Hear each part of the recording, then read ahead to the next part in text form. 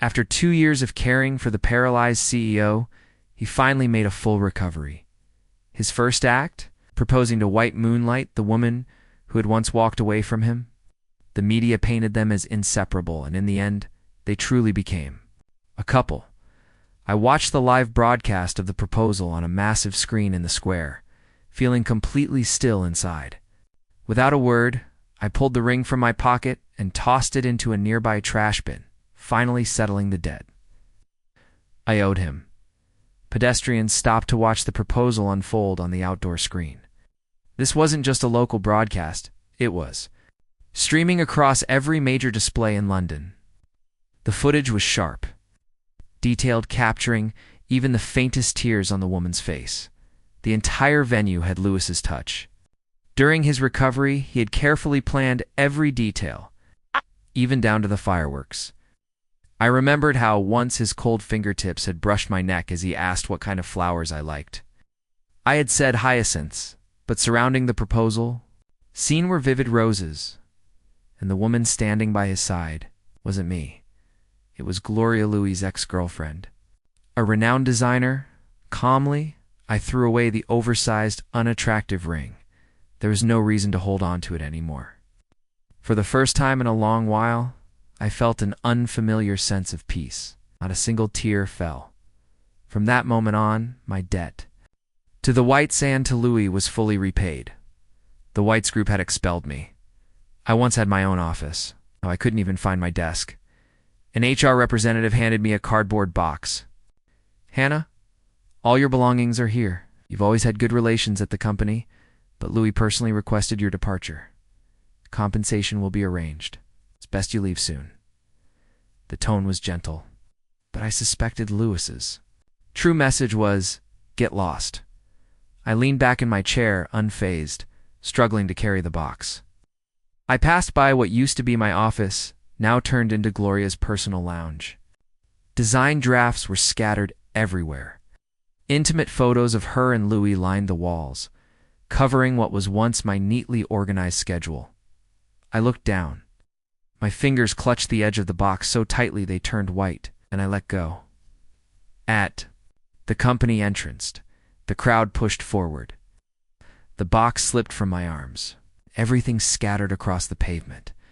The foot traffic was heavy. Someone accidentally stepped on the back of my hand. A sharp pain shot through me. Reporters and onlookers surged in a single direction. Enduring the sting, I looked up. Gloria had arrived. She wore a striking dark red dress. But the man beside her drew even more attention. It was Louis. Despite his discomfort in crowds, he stood there patiently, carefully shielding Gloria with his arm. Reporters swarmed them. "Gloria, your proposal with Louis has been the top trending topic online all week. Any comments?" Gloria beamed. "I'm just grateful I could be by his side during the 2 most difficult years of his life." Louis, who had once flourished, only to be paralyzed and abandoned, now stood tall beside her. Gloria was the perfect one to say those words. After all, she had left me by Lewis's side to be with someone else. It was a blatant lie, but Lewis didn't flinch, accepted it without question. He looked down at her, gaze warm like a wildfire being calmed by river water camera shutters. Clicked all around, capturing their so-called deep connection. Then, suddenly Louis turned his head. His eyes locked onto mine from across the crowd. His stare was icy. I smiled quietly, and he frowned almost instinctively. But I wasn't upset. Instead, felt something deeper. Relief, because in truth, I had been the one who stayed. I was there through the darkest 2 years of his life, and now, finally, my debt of gratitude was paid in full. As I waited for a taxi that was running late, my body felt heavy and my stomach ached from low blood sugar. I sat by the roadside, clutching my abdomen, my injured hands swollen and bleeding, pulsing with pain. Gloria really was special to Louis. I'd known him for years. He had been the heir to the Whites since childhood. Despite all the rumors, he had only ever publicly acknowledged one girlfriend, Gloria. Their rekindling was bound to happen. Suddenly a car horn blared in front of me. Instinctively looked up and saw a black car pulling to a stop nearby. The window rolled down, revealing Lewis's cold, expressionless face as he tapped the steering wheel. Another stomach ache. My lashes fluttered from the pain, he sneered, his gaze sharp with mockery and disdain. Serves you right. Ah, I looked, away feeling exactly like I did 2 years ago, when Lewis's words had cut through me. He had once said that my existence was a favor to me. I understood. Even his later kindness had been hollow. It wasn't affection. It was fear that no one else would care for him if I left. I ignored him. Then I heard the click of heels behind me. Gloria walked around the car and slipped into the passenger seat, her tone sweet and casual. Louis, I'm late. These reporters were such a hassle. Shouldn't have let you go first. Can you handle them? As she fastened her seatbelt and saw me sitting there, her voice faltered, her smile slightly stiffened. Let's go. We're already running late, she urged him. Louis frowned slightly but said nothing. Fighting through the pain, I looked up at him, realizing this might be the last time I'd ever speak to him. I had watched the engagement broadcast. It was even more stunning than the original design he once showed me. Except there were no hyacinths. I wish you both 100 years of happiness, I said. Lewis's smile froze. His hand resting on the window edge, tensed, the veins tightening as if my words meant something else entirely. There was a wedding ring on that hand. I lowered my eyes, letting go of the gaze we almost shared. Gloria's voice was soft, but deliberate. Louis, it's getting late. Don't waste time on irrelevant people. But all I heard was a quiet echo in my mind. Louis. Hannah, don't regret it. He waited for a moment, but when I said nothing more, he let out a sneer, started the engine, got, and sped off. I stared blankly as the car disappeared down the road, the taillights vanishing like the way he used to race his supercars. Even a blessing if spoken by me. Aimed. To anger him now, still, I had no regrets. Even if he was sick, even if he never looked back, I had no regrets. After what felt like forever, a taxi still hadn't come. I'd accepted my fate when suddenly my phone buzzed. A message appeared. Where are you? I hesitated, then sent my location. Half an hour later, I was sitting stiffly in a business car. A young man was tending to my wounds. William looked up. Does it hurt? I flinched slightly and shook my head. He lowered his eyes and exhaled gently over my injured hand. The cool breath made it twitch back. I widened my eyes. It doesn't hurt. Only then did William slowly let go of my hand. I didn't hear that, he murmured. Then he added, now I feel like a traitorous servant. He had always been loyal to Louis, but during Louis's 2-year paralysis, William had openly clashed with him again and again, almost like enemies. He had nearly drained all of Lewis's assets, even now with my ties to Louis almost gone. Breaking away completely still felt difficult. William leaned back lazily. There's a banquet tonight. I need a female companion. I looked down. My hand had been bandaged. Will Louis be there too? I asked softly. William nodded. I didn't look at him as I spoke, pausing first to gather myself. If you're trying to use me to hurt Louis, you might be disappointed. He doesn't care about me. My voice was steady, emotionless. William. Flicked the lighter open. Small flame lit up his knuckles. That's not necessarily true, he replied. I turned my head to watch the street pass by. A quiet smile spread across my lips. I remembered when I was 17, Louis had laughed loudly in front of our friends and declared, Gloria, I could never like you. Later, when I tried on dresses for the banquet, William had been there the whole time. He criticized every single gown. I didn't even want to attend that party, but William insisted, and I couldn't refuse. After leaving the Whites 2 weeks ago, I wasn't allowed to take anything with me. An elderly woman from the market booths had taken me in temporarily, offering me a roof when I had nowhere to go. So I decided to comply with William's wishes. As I tried on a silver-white dress, its skirt shimmered like a galaxy. Finally, William's gaze settled on it, his Adam's apple bobbing slightly. I turned to the mirror beside me and froze. The reflection showed someone both familiar and foreign, stunningly beautiful. Like the girl who had always lingered in the background behind Louis for years. Quiet, plain, unassuming. But now, she had become the center of attention. It was a version of myself I had never seen before. Cautiously, I reached out and touched the cool surface of the mirror. William stood behind me. A necklace slipped from his fingertips as he leaned forward and fastened it around my neck. His breath was warm, his voice casual. Gloria. Not. To spite them, just to let LS know he's not only paralyzed, he's blind. It was my first time attending such a formal event in years. I had never been Louise's companion, not once. We arrived late, just before stepping into the banquet hall. I glanced at William. The soft lighting briefly highlighted the sharp lines of his jaw. Around us, hushed murmurs began to rise. Who's the girl William brought? Isn't he always alone? Then I heard a more familiar voice, laced with surprise. Wait, isn't that Lou's unremarkable little assistant? But the sentence never finished, because suddenly, I heard the sharp crash of glass hitting the floor. I followed the sound with my eyes, and saw Lou standing not far away. A wine glass lay shattered at his feet. Spilled wine had soaked into Gloria's long, trailing skirt as she let out a soft gasp. But Lou didn't even glance at her. His eyes were locked on me, a mix of disbelief and distance in his expression. Gloria took a moment to recognize me. When she did, her face filled with shock, I nodded politely and turned my attention back to William, speaking to him as if nothing had happened. Only then did Lou notice the man standing beside me. His eyes turned cold. He walked toward us, reaching out to pull me over, but William moved first, blocked Lou, and gently pulled me behind him. Lou's eyes didn't waver. Gloria, come here, he called.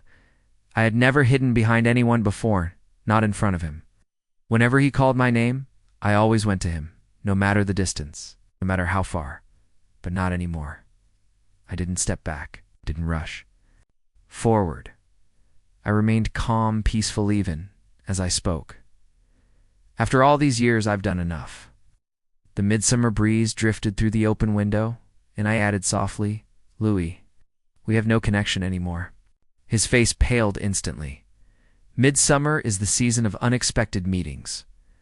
Back then, I was just a child sponsored by the Whites. It's not just me. Our entire county had been helped by Louis's mother after the earthquake. I first visited the Whites' home when I was 15. I had topped the school exams that year. The teachers brought me along to thank Mrs. White. She was exactly as kind as I had imagined. Even while managing constant phone calls and handling responsibilities, she took time to chat with the adults. About the upcoming year's aid plans, I lingered silently near the wall. That's when I caught sight of a photo on her desk. The boy in the picture looked about my age-delicate features, with a slightly annoyed look toward the camera. Just as I was admiring her grace and presence, the butler knocked on the door, looking uneasy. Madam, the young master is out racing. On his motorcycle again. Mrs. White, come as ever, nodded. Please bring him back. The butler hesitated, clearly concerned. It wouldn't be easy. One of the nearby adults nudged me playfully. Why not let Hannah go? She gets along well with kids her age. Mrs. White finally looked at me. I clenched my fingers, gathered all the courage I had, and nodded. I can handle it. Even then, if I failed, I still felt compelled to try. I followed the butler to where Louis was, at 17. Louis already carried himself with a natural elegance. His black and red motorcycle tore through the wind before it finally came to a halt. As he approached, he pulled off his helmet, revealing tired, deep-set eyes. Who are you? He asked. I froze. My face turned pale, my heart pounding, afraid he might lash out. After a long pause, I finally managed to speak. I'm Hannah. He looked intrigued. Mrs. White sent me to bring you back. His tone turned cold. Louis was never someone who followed orders. But I stood my ground. I waited by the roadside, circled around on his bike a few times, unable to spot me. Finally, on the third attempt, perhaps feeling awkward, he stopped again, got off the bike, and took me with him. I followed, feeling small next to his tall frame as the midsummer breeze brushed past us. Mrs. White had wanted someone his age, to keep him grounded. So she assigned me to be his companion to keep him in check during his most rebellious years. Louis hated the idea. To him, I was a spy, his mother's eyes and ears. He bullied me constantly, but I stayed. Even when I cried, even when it hurt. I continued to follow him. Eventually, I stopped caring how he treated me. He was exhausted. That's what he told everyone. Louis was always charismatic, always charming. But behind him, there was always a quiet girl, merely noticeable, only stepping forward to stop him when he went too far. For 7 or 8 years, I lived that way. I fulfilled Mrs. White's expectations. I followed Louis like a shadow, and through it all, carried a secret. The year I finished my college entrance exams, I found myself standing beneath a wisteria tree. Louis leaned casually on the courtyard railing. His tone was light, but what he asked pierced through me. "Do you like me?" I froze, unable to move as wisteria petals rained down around us. After a long silence, I finally replied, voice trembling, "Yes, I like you." Smiled faintly and then walked away. Later that night, I went looking for him, found him. Sprawled across a sofa, laughing with ease. His voice was soft, yet every word hit like a blade. "Who would like Hannah?" "I like Gloria." That was the first time I ever heard her name, Gloria. I was 2 years younger than Louis. I'd skipped a grade to attend university early, just to be closer to him. But in that moment, I understood some things simply can't be changed, no matter how hard you try. The first time I saw Gloria with Louis, I was 15. Back then, I never imagined that their relationship and her presence would one day create so much distance between us, even years later, even at someone else's party. The tension remained. Now, at Louis's first major event since his recovery, that tension hung in the air once again. He and William had always been at odds. Tonight, their presence together drew everyone's attention. Standing beside William, I gently tugged on his sleeve. "Let's go," I whispered. Louis's eyelashes fluttered as I turned away, avoiding his gaze for the first time in years, and that was when I heard it. For the first time, he acknowledged someone else while I was still standing there. We walked away, but I glanced back, saw him standing there, head bowed. That image reminded me of how fragile he had looked when he first woke up after the accident 2 years ago. Mrs. White had died in that crash. I remembered how Gloria had tried to comfort him, gently lifting the hem of her skirt to wipe his tears. But Louis had looked at her with icy detachment, rejecting her touch completely. I laughed softly. William raised an eyebrow. "What's funny?" I whispered. I just realized. Not everyone can handle Louis's moods, his temper, his storms. Not everyone would choose to stay by his side. Not even after seeing how broken he was, especially when he was paralyzed. Louis had always been proud. But after the accident, he couldn't accept his own weakness. He stopped smiling. His spirit collapsed, and to make it worse, he lost the only person he called family, Mrs. White. After that, he sank. He lost the will to live. He attempted suicide again and again. I shattered a glass, took a shard, and dragged it across my wrist. "If you want to die," I whispered, "it's okay. I'll stay with you." Louis had never seen me like that before, so desperate, so broken. His dark eyes locked onto mine, and in that moment, he made a vow. "Hannah, I will get better." From that day on, he began cooperating with his treatment. Slowly, he stood up, and eventually discarded the wheelchair completely. After the dinner party, I returned to the booths with William. I felt deeply grateful to his grandmother for taking me in during such a fragile time. I was working on my resume, planning to move out once I found a job. William and I weren't close. Our interactions had mostly been limited to me apologizing to his family after one of his countless fights with Louis. Even so, his grandmother always welcomed me with warmth, waving her fan and smiling. "It's okay," she'd say. "Young people fight sometimes. Come, sit for a while." I'd sit with her through the afternoons, awkwardly watching her tend to William's wounds in the golden sunlight, my heart heavy with guilt for relying on their help. William and I weren't talkative. Car rides were always uncomfortably quiet. I'd sit stiffly, like a schoolgirl, hands folded, eyes fixed, straight ahead. was too nervous to look around. But once, I glanced into the rearview mirror and saw William with his eyes closed, head resting back, his long lashes casting shadows beneath the neon lights. He sensed my gaze and slowly opened his eyes, a faint smile tugging at his lips. "Hannah," he said, "do you know what I thought the first time I saw you?" I nodded. "You asked me how blind I was for following Louis around." Louis, furious, had just finished another one of his fights with William. William shook his head, closing his eyes again. Outside, traffic flowed endlessly. The silence between us deepened. I thought he had drifted off, until he quietly added, "I thought." How well-behaved she was. It had been a long time since I last visited Mrs. White. I brought her a bundle of white flowers. Lou had just taken over the company when that truck lost control and slammed into their car. Mrs. White died instantly. Louis survived, but barely. She had been a kind woman. Without her, I wouldn't even know where I'd be today. I knelt at her grave, cleared the weeds, and spoke to her memory. "Mrs. White, the charitable work you loved continues. The Foundation's thank you letters fill entire rooms every year." Lowered my gaze and watched a single dewdrop slide off a flower petal. Louis had recovered from his paralysis. Everything seemed to return to normal for the Whites group. He was recently engaged. The media turned it into a spectacle, calling it a once-in-a-lifetime wedding. The woman in the photos was Gloria Louis' current girlfriend. They looked happy. Perfect. Everything was moving forward for him. And I felt stuck. Like I'd lost my way all these years. I stared at the photo etched into Mrs. White's tombstone. She looked so serene, as if listening quietly to every word I said. I reached out and touched the cold surface of her portrait. "I've resigned from the company. Would you blame me?" Of course she didn't answer. The cemetery was still. Death makes no sound. I covered my face with both hands. The tears came silent but relentless, slipping through my fingers. Except for the first few days, I hadn't truly been happy here.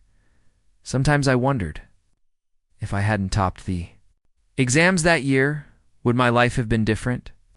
I cried for a while, then gathered my things to leave. As I stood, I noticed someone nearby. I had no idea how long they had been watching. Lowering my gaze, I saw the path that led out of the cemetery and realized it pointed directly toward Louis. He must have come to visit Mrs. White. Wrong time, wrong moment. We crossed paths, and as I walked past him, I heard his voice behind me, crying, "At my mother's grave."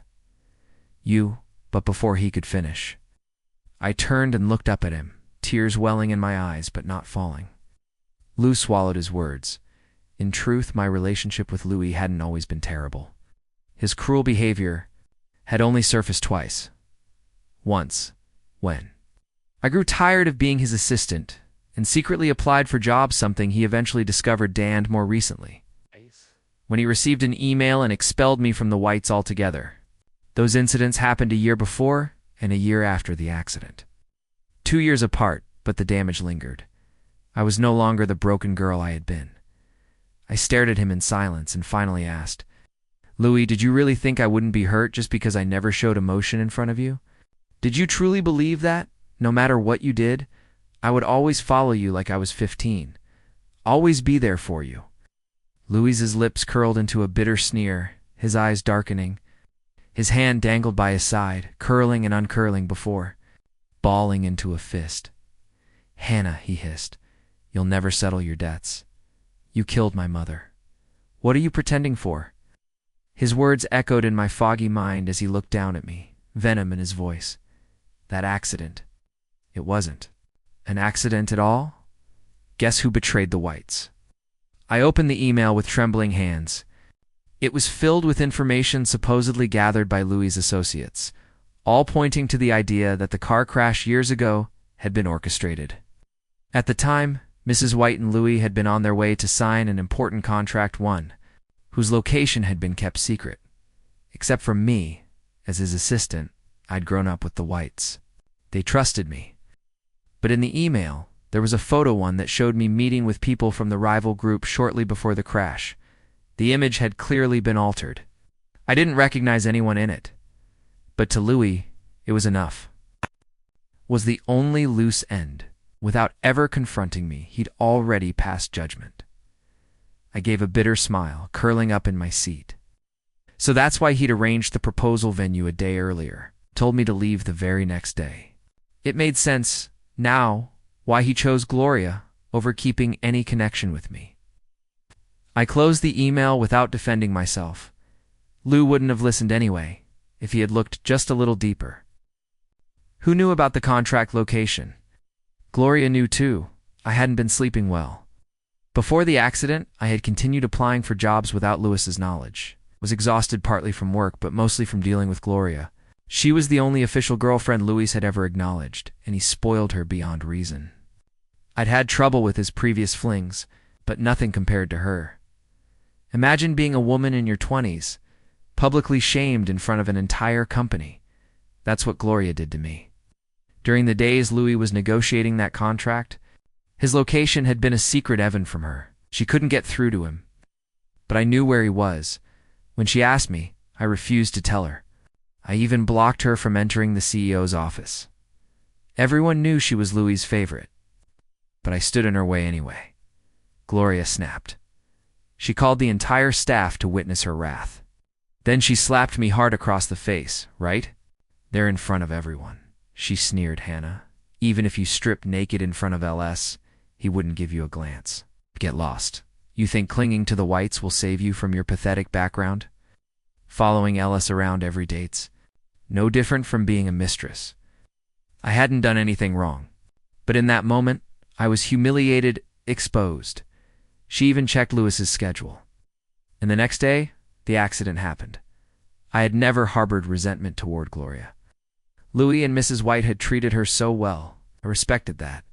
I stayed quiet, but now I finally understand something. Only those who feel unloved go out of their way to remember every act of kindness, desperately trying to repay it. That's who I am. And now I've woken up. To a world that no longer feels the same, the latest buzz on Facebook was all about the conspiracy surrounding the London White's car accident. Scandals involving the wealthy always spark attention, especially after Louis's extravagant proposal had dominated the internet for so long. An insider had revealed that Louis's car accident wasn't accidental at all, but a deliberate act orchestrated by a rival group.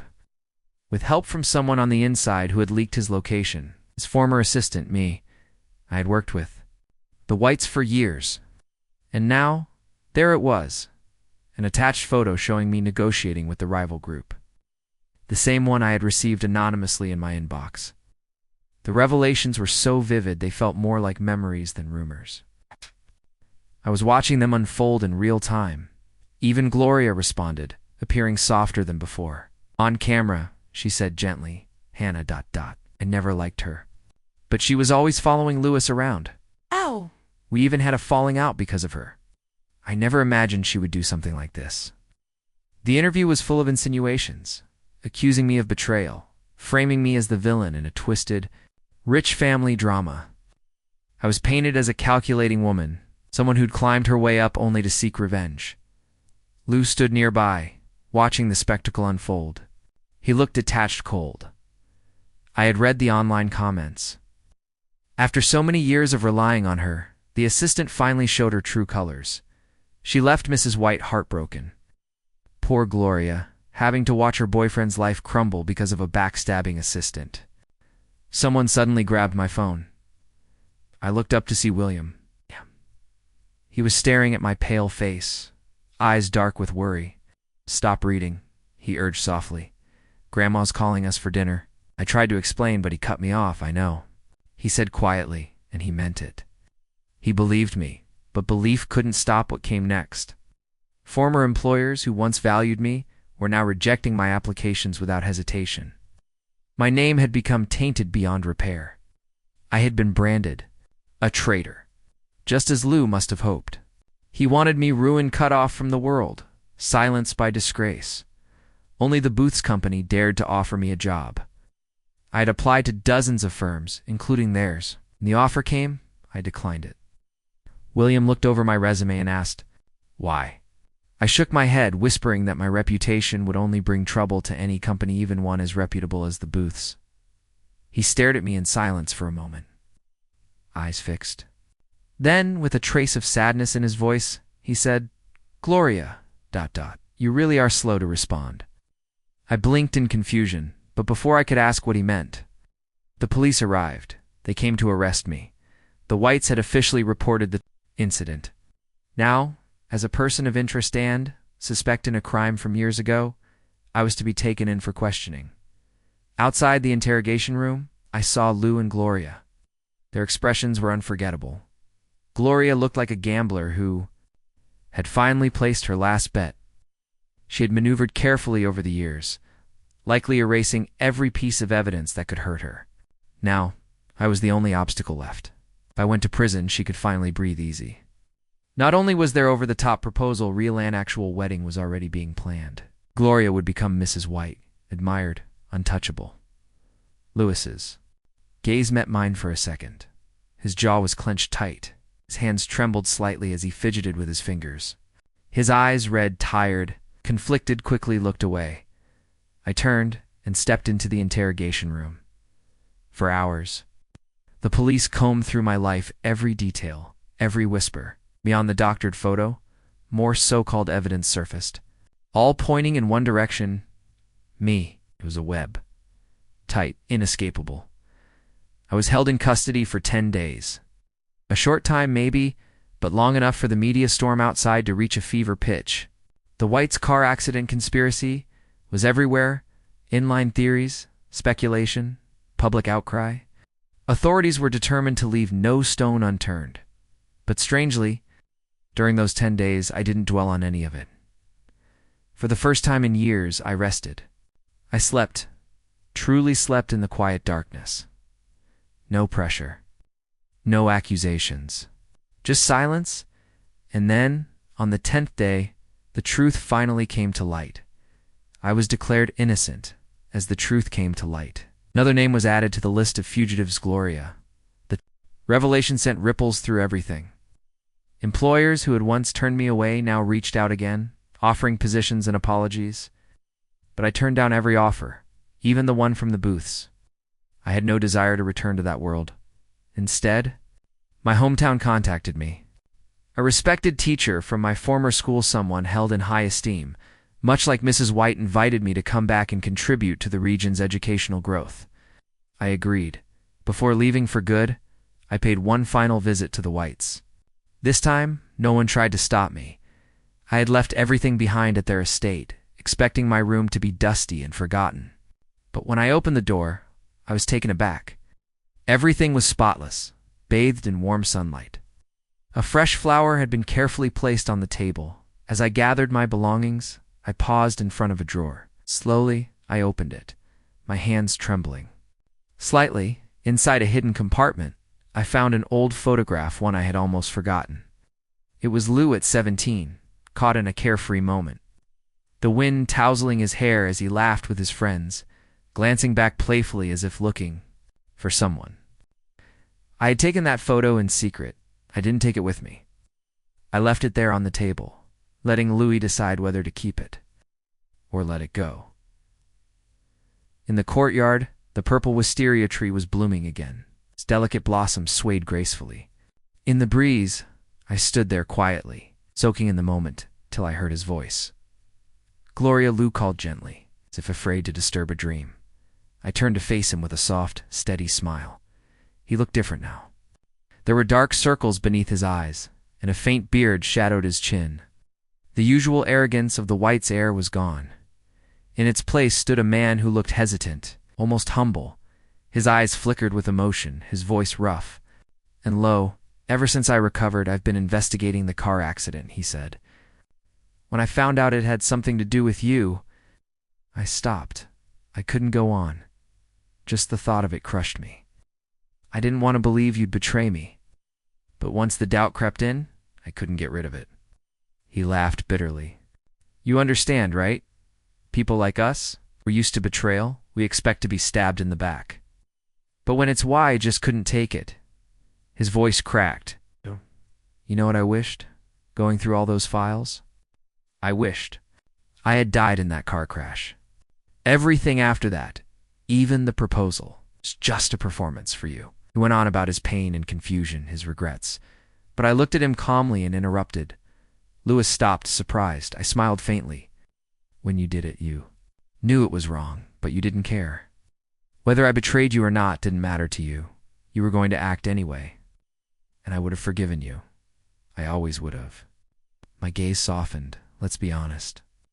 If you hadn't been paralyzed, everyone hadn't been falling over themselves to please you, you would have never even noticed me. You were always focused on girls like Gloria. Paused, glancing down. Even the ring you gave me, it didn't fit. He was silent for a long time. Stillness reminded me of a falling leaf's shadow brushing the ground. Then unexpectedly dashed tears slipped down his face. He reached out, gripping my wrist with trembling hands. I'm a scoundrel, he whispered. Can you forgive me? Just one more time? The purple wisteria swayed gently in the golden light, reminding me of when I was 17. Back then, Louis had leaned against a railing and lazily asked, Gloria, do you like me? Now, I thought for a moment, then slowly pulled my hand from his grasp. I will not forgive you, I said softly. His gaze dropped to my wrist, and when he saw the faded gray-brown scar, his pupils shrank. His lips trembled, but no words came out. I spoke gently, as if comforting a child. Louis, Mrs. White saved your life that night. You must live well for her. The White SC group is her life's work. Protected. I'm leaving. Lewis's face turned deathly pale. It was as if all the color, all the blood, had drained from him, as if something he'd taken for granted was slipping away forever. The midsummer wind never looks back. Lately, the wind in London had shifted. The once celebrated proposal of the century had become something else entirely. One of its leads was now a scoundrel, the other a wicked woman. Gloria sinned. Lou was her accomplice. The White group's stock had plummeted. For reasons still unknown, Ellis had crashed his car, broken both legs, and ended up in a wheelchair as I sat on the bus heading home. I received a message from Louis. I will repay what I owe you. I casually blocked him. Outside, the scenery swayed gently. Just like the first time I came here, in the reflection on the window. I saw the person beside me, William, leaning back, eyes closed, seemingly asleep. A CEO personally delivering school supplies and insisting on seeing me off. I hadn't been able to stop him from coming along, so I let him stay. The bus rocked softly. William's head gently rested on my shoulder, still fast asleep. I smiled faintly, lips pressed together. Eyes on the road ahead, certain that I was finally ready to embrace countless new midsummers.